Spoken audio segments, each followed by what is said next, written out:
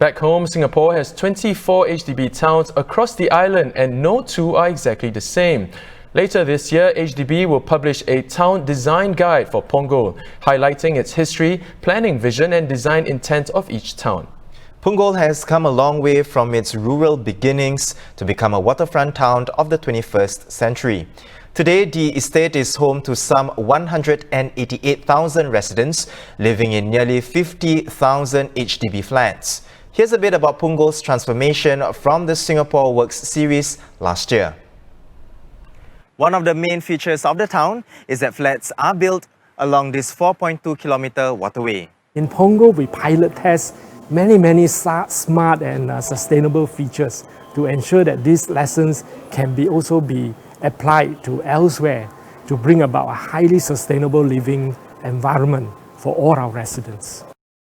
The 50-hectare big Punggol Digital District is slated to have a cluster of digital and cybersecurity industries, including the new campus for SIT.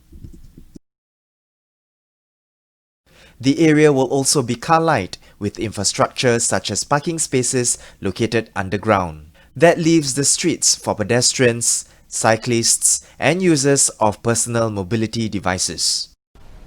Let's bring journalist Michelle Ng in on this discussion. Welcome, Michelle. Now, for a start, could you share more on what is a town design guide and why was it created? Yeah, sure. So the lease on a HDB flat, as we all know, is 99 years, but the town that it is in will probably outlast this 99 years.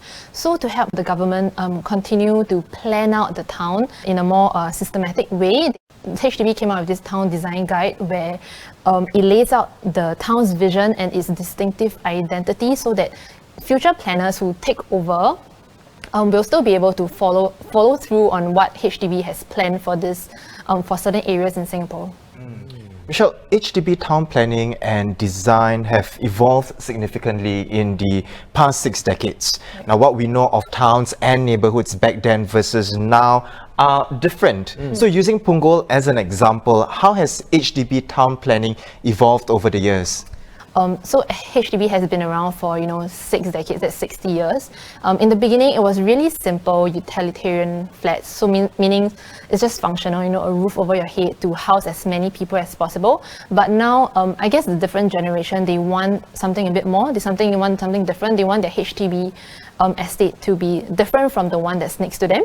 So for example, within Punggol, they have split Punggol up into various districts. So there are 11 districts in Punggol, and each district has its own personality, its own identity. So there's Punggol Waterway West, and there's Punggol North Shore. So each of them have a very distinct look and a very distinct feel. Hey Michelle, just to end off the discussion, at least 3 town design guides, will be out by the end of this year. Punggol is one of them, Pasir Ris as well as Tengah. What can we expect, in terms of design trends for future HDB estates? The next upcoming one we know is Tengah, which is the new forest town in the west. So before Tengah was set up, Punggol was the newest, youngest estate, but Punggol has been 10 years in the making now. And so when HDB moves on to Tengah will be it'll be a very smart and a very sustainable estate. So for example, what the HDB is doing they are putting in smart power sockets and smart DB, which is distribution boards. So for example, any appliance that's connected to a power source, things like the lights, the fans, you will be able to control them from a mobile app. If you choose to have smart appliances. So, just imagine lying in bed in the morning and, being able to use your phone to control and get your coffee machine to make you a coffee even before you step into the kitchen. Yeah, so that's sort of the future, the future HDB living. Exciting stuff indeed. Yeah, very handy. Yeah, and something to look forward to definitely. Yeah. Okay. Well, thank you so much, Michelle, for coming on to the show. Now we're speaking to journalist Michelle Ng.